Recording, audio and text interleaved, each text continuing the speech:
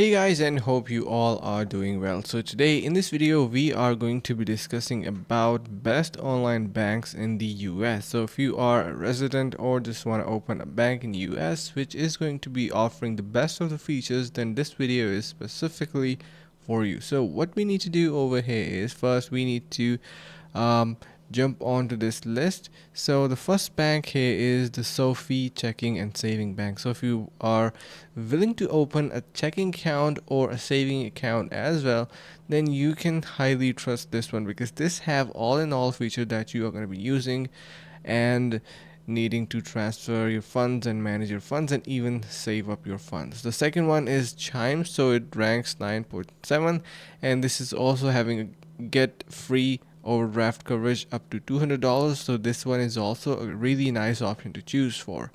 And then we have the PNC Bank on the third place. So these are my top three selections that you can go with. And the PNC Bank is also really good if you want to open, let's just say, a checking account and a saving, or maybe both together as well, and you do not need any deposit minimum to open the bank online. So really offers wide range of features. If you want to open any of these banks, you're going to be in safe hands. So I hope this helps.